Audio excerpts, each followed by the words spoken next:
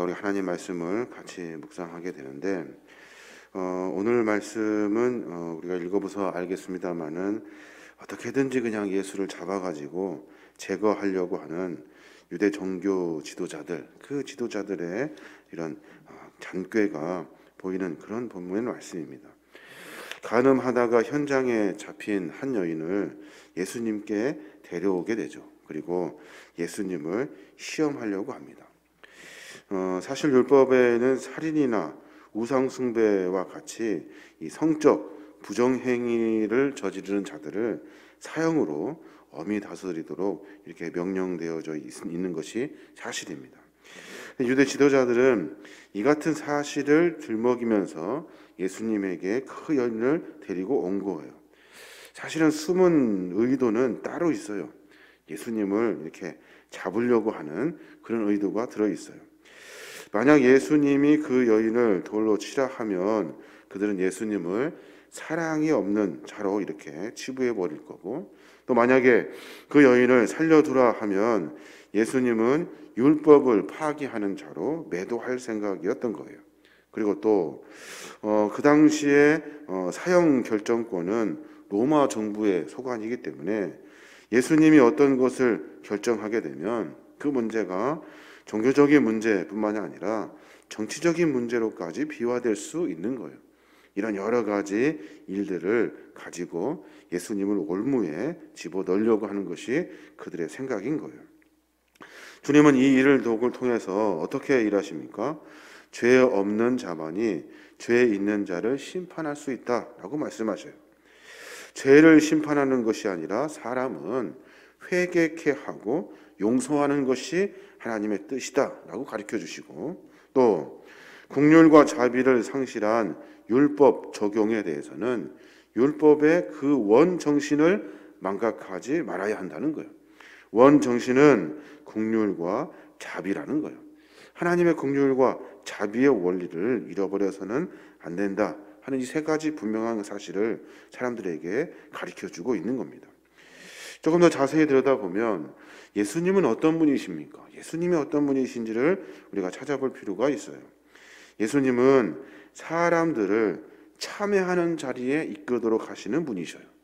사람을 정죄하거나 사람을 죽이거나 손가락질하거나 어떤 일들에 대해서 가부를 묻지 아니하시고 자기 스스로 내 죄를 돌이키고 주 앞에 서게 하시는 분이 주님이셔요. 그러니까 주님의 말씀을 들으면 모든 사람들이 다 자기의 죄를 알고 깨닫게 돼요.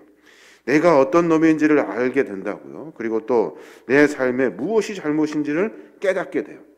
주님의 말씀은 거기에 힘이 있는 거예요.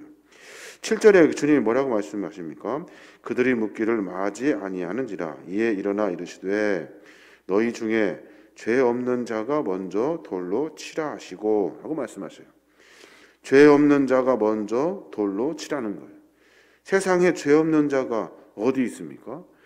누구 한 사람을 죽이려고 작정했는데 그 사건, 그 현장에서 내가 어떤 이인지를 되돌아보게 하시는 것이 주님이시라는 거예요. 실수를 비난하는 것이 아니라 어떤 잘못을 가지고 법의 잣대를 가지고 정죄하는 것이 아니라 늘 내 자신을 되돌아보게 하시는 분이 주님이셔요. 죄인들을 회개하게 하시는 분이 주님이라고. 그러니까 우리가 주님을 만나지 아니하면, 주님과 가까이 하지 아니하면 내 죄가 무엇인지를 모르는 거예요. 내가 어떤 놈인지를 깨닫지를 못하는 거예요. 주님을 통해서 내가 어떤 죄를 지었는지 내 자신을 되돌아보고 돌이키고 결단하고 다시 출발할 수 있는 그 시작점에 주님과 함께 서야 하는 거예요. 이게 바로 예수님의 거룩한 은혜의 사랑이라는 거예요. 여자를 정죄하기보다는 오히려 자비를 보여주셨고, 또 여자를 정죄하여 죽이려고 하는 사람들에게 너의 자신을 되돌아보게 하시는 분이 주님이셨다는 거예요. 그래서 주님은 주님을 만나는 모든 자들이 회개하고 돌이켜 하나님의 거룩한 백성이 되게 하는 그 은혜를 우리에게 허락해 주신다는 거예요. 또 정죄하지 않으셔요. 그리고 또 다시 살 수 있는 기회를 주셔요. 여인이 그 죄를 범하여서 잡혀왔단 말이에요. 그 죄를 묻지 아니하시고 다시 살 수 있는 기회를 주시는 분이 주님이셔요. 죽을 수밖에 없는 죄를 지었던 수많은 사람들 주 앞에 나오면 주님이 다시 살게 하시는 거예요. 하나님의 은혜는 거기에 있는 거예요. 어떤 범죄자를 정죄하고 어떤 범죄의 기준에 따라서 죄를 지어주시는 것이 아니라 자기 자신을 돌이키고 다시 살 수 있는 기회를 허락해 주시는 거예요. 오늘 11절에도 뭐라고 말씀하십니까? 대답하되 주여 없나이다. 예수께서 이르시되 나도 너를 정죄하지 아니하노니 가서 다시는 죄를 범하지 말라 하시니라 라고 말씀하세요. 가서 다시는 죄를 범하지 말라. 경고를 함께 붙여놓으시면서 다시 인생을 새롭게 살게 하시는 기회를 허락해 주시는 거예요. 우리가 많은 죄를 지며 삶을 살아갑니다. 주님 앞에 나와서 내 자신을 돌이키고 또 주의 은혜로 말미암아 다시는 그 자리에 서지 않게 하시는 것이 주님이 우리를 사랑으로 돌보아 주시는 그 은혜가 되는 거예요. 그 은혜를 알고 깨닫는 사람은 다시는 죄를 짓지 않습니다. 그 하나님의 귀한 사랑을 아는, 깨닫고 그 사랑을 받은 믿음의 사람들은 죄의 자리에 다시는 서지 않는 거예요. 이게 바로 그리스도의 삶의 모습이 되는 거예요. 주님은 오늘 그 이야기를 하고 계시는 겁니다. 하나님은 어떤 분이십니까? 하나님은 사람들을 참회하도록 하시는 분이 주님이시고 또 죄를 정죄하지 아니하시고 다시 살 수 있는 기회를 주시는 분이 주님이시라는 거예요. 이 사실을 우리가 분명히 알고 깨달아야 하는 겁니다. 또 하나 이야기가 시작되는데 12절부터는 세상의 빛으로 증언하신 예수님의 이야기가 나와요. 여기 보면은 세상의 빛으로 증거하신 주님, 그리고 또 그 이야기들을 잘못된 신앙관으로 왜곡하여 오해하고 있는 바리새인들과의 논쟁을 다루는 부분이 있어요. 왜 주님이 세상의 빛으로 증거하셨을까 하는 부분을 여러 가지 이야기를 고민해 보면 당시 성전에는 큰 등불이 있었다는 거예요. 큰 등불. 이 등불은 출애굽 당시에 어두운 밤을 지켜주었던 이 불기둥을 기념하기 위해서 성전 내부 그 여인의 뜰에 큰 등불을 켜두었다는 거예요. 그 등불을 보고 모든 사람들이 성전으로 모이게 되고 그 등불을 통해서 자기 자신을 비춰보게 됐다는 거예요. 그래서 주님은 성전에 계시면서 사람들에게 나는 세상의 빛이다 라고 말씀해주고 계시는 거예요. 사람들이 쉽게 이해할 수 있었겠죠. 그리스도는 세상의 빛이다 라고 말씀하세요. 이 빛은 하나님의 빛이시고 또 그리스도는 모든 삶의 하나님의 형상을 닮은 그리스도의 빛이 되는 거예요. 이 빛은 죄와 허물로 어두워진 세상을 밝혀주시는 예수 그리스도의 거룩한 은혜의 빛이 되는 거예요.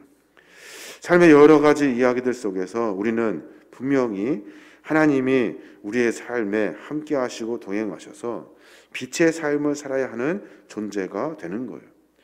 하나님이 내 안에 계시면, 주님이 내 안에 계시면 우리는 빛의 자녀이기 때문에 우리의 삶의 모습 가운데 빛을 드러낼 수 있어야 하는 거예요.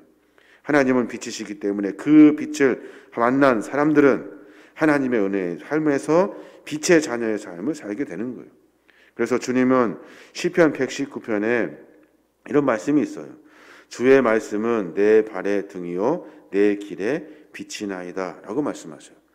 여기서 말하는 빛은 어떤 후라시에서 나오는 촛불에서 나오는 그런 빛이 아니라 하나님의 빛, 성령의 빛, 예수 그리스도의 참빛을 의미해요. 말씀하신 것처럼 예수님이 빛이라 말씀하신 그 빛, 그 빛을 통해서 내 삶의 길을 만들어 가는 거예요. 그러니까 주님의 말씀은 주님은 내 발의 등이요 내 길의 빛이 되는 거예요. 우리의 삶의 모습을 한번 점검해 볼 필요가 있습니다.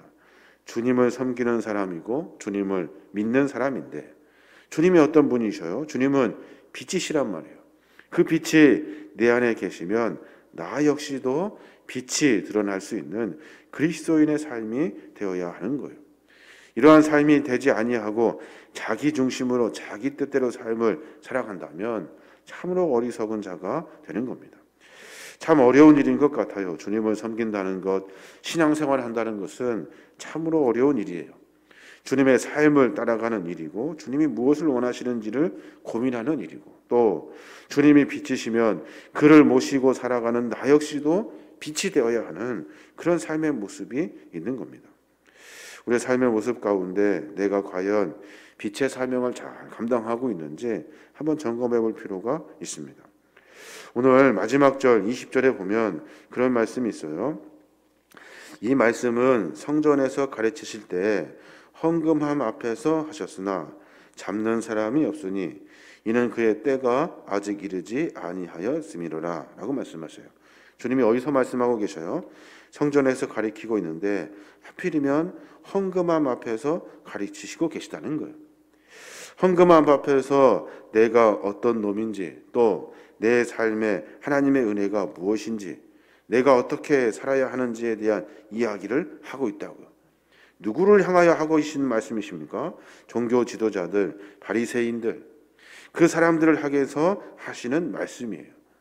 그러니 모두가 다 어떤 생각을 했겠어요? 종교 지도자들, 바리새인들, 서기관들, 대제사장들, 그들의 삶이 잘못되었지 않았나 라는 생각을 해보게 되는 거예요.